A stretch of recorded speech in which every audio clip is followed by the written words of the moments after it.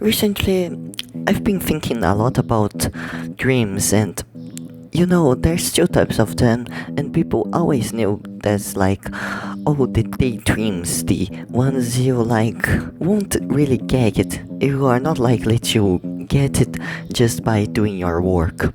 It's like becoming rich, it's like becoming a rock star, it's like becoming a star simply. Then there's those dreams you dream on, I like to say, not just because of the video or the music, but because they are right here. You can see them right next to you. You just need to focus a little more to get to them. For example, it's a daydream for you to become a rock star, but it's a dream on for you to become a good guitar player, a good player in general, I would say, because for you to become good, you just need to pick up your instrument and play it until you are good. Study music and those things, but that's things you all can do with just yourself.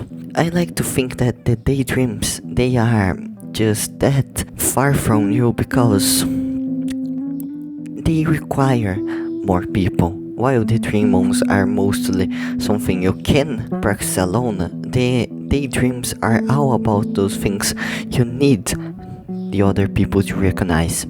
For example, becoming a good YouTuber is kind of a daydream, even though really you can dream on it, but we'll get the daydream part because it needs a lot of people watching your videos for you to become not famous but at least recognizable and people wanting to watch you.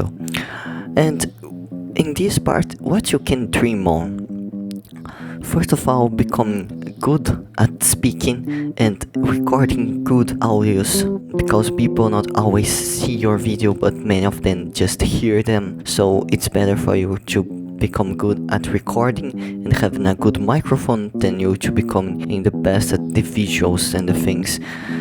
And in your journey for like becoming a YouTuber, you're going to get a lot of legal skills like editing, recording, what kind of microphone you should use, what kind of editing software is the better for you.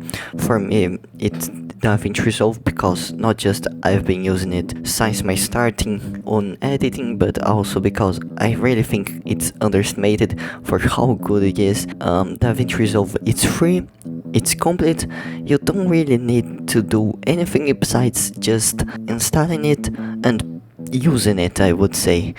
Becoming a good editor for me has been not a dream you can and dream on, but more like something I've been coming, and not for really, the practice, you practice a lot editing, even though because I think that it doesn't really exist, you practice editing just in some cases, but because I've been editing for now 3 years and it has made me get some abilities that I see other people don't really have.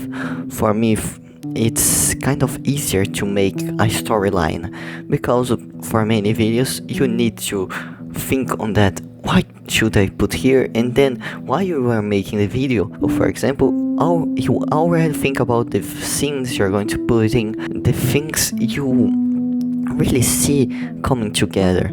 I think that you editing is much more about you learning how to tell a history than you just, I know how to use the effects tab. Even though the effects are really part of the editing, they are not all the editing, they are just a little part of it. What I was talking about, dreamings. When you dream on something, I would like to say that's something you really can see you doing in the future. And it's not like, I will give an example of sports. I really like volleyball, but I know, like, playing in professional level, it's practically impossible for me, not because I'm a bad player, even though I am, more because I'm 170 centimeters with like 5'5" or 5'6", which means I'm short, especially for volleyball. It's really short for it, and the positions I would be able to play would be something like libero and setter. Those are my worst positions, so it's just impossible, even though because I don't really want to play volleyball professionally. I think that's a sport I just like playing, but not really like the game on a professional level. I would say that's kind of a bad thing about me, because when the things get too much professional in the way of competition and those parts, I kind of lost the interest on them, because I think usually what keeps me doing the things is the not mental toughness, but the idea of sticking to a sport, playing it, becoming good, and especially something like volleyball. It's really mechanic, and not in the bad way. It's not mechanic, oh, you're just going to do the same thing. It's more mechanic in the idea of you need to train mechanical skills. You need to train skills more than you need to train some crazy shit. Like, okay, I'm going to give an example. For context, I'm Brazilian, so it will make more sense. Soccer slash football is really all about you being good at controlling the ball, but also you being kind of crazy doing it so people don't take your ball. I will say I'm Brazilian, but I don't have a fucking idea how football actually works. And for all the Americans, yes, it's football because you use your foot and you fucking kick a ball, not... I don't know what's that ball in football American. It's just not football, okay? Why did he start? Oh yeah. Volleyball is like mechanic in the idea of you have those 5 or 6 moves, you are really going to use them, and then you trim them. Different of football, where if you really see how many moves there are, you would be like impressed, because it's your legs, not your arms trying to keep in ball in the air. So it's your legs, and they have almost 360 degrees, so you can just think on how crazy it goes. But you know one thing, if you really dream on becoming something like a volleyball player, or an incredible guitar player, a good editor, a good recorder, no, it's not recorder, but you know, someone that has a good voice, that can speak well, a good speaker. I'm sorry, I don't have native English, but you know, a good speaker. What else could you want? You want to become famous? You want to become rich? You know one thing, those all, they can have dream modes on it. You need to break the process many times. That's something drawing taught me. Many times you just need to break the process into smaller steps, you know? Not like, oh, I'm going to make the best construction ever. More like, oh, I'm going to start this construction. Or something like, I'm going to lay out this construction, you know? Not really something you can do. Like, the big construction would be the daydream, and then the dream modes would be these little steps you are just doing on getting to the biggest one, that's the daydream. And I know it's kind of strange for you to say daydream and dream on, so you can just become to then for dream and for tasks. You know, something you can dream on every day is practicing, but something you daydream about is becoming the best at it. And for me, I have so many skills to dream those days that I simply broke. Not because, oh, you can't do it, you have too many things to train, but more because I realized that I wasn't liking them. You have thousands of skills to train, but none of them really feel like it. And by experience, you can't really train everything to be the best at everything, and it's really obviously, but you know, sometimes it takes someone saying, bro, stop it, you are not going to be the best at 10 things at the same time. But different of what people think, that, oh, you need to focus on the only one thing.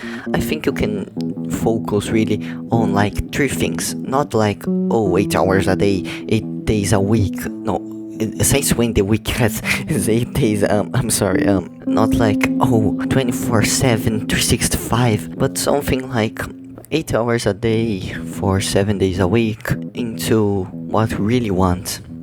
Like, the things you are really dreaming about all day, but you take them on smaller steps for those legal dream months that I'm talking about. And I really hope that when hearing this, someone at least can see a legal in their lives and just say, maybe I need to stick more to the dream months than the daydreams.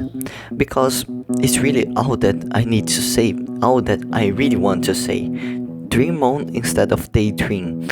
Like, be with the discipline of doing something every day rather than dreaming about doing that thing every day. I will give you another example. That's my Duolingo streak because it's around 400. Actually, I'm going to check right now. Okay, I need to do, but it's on 579.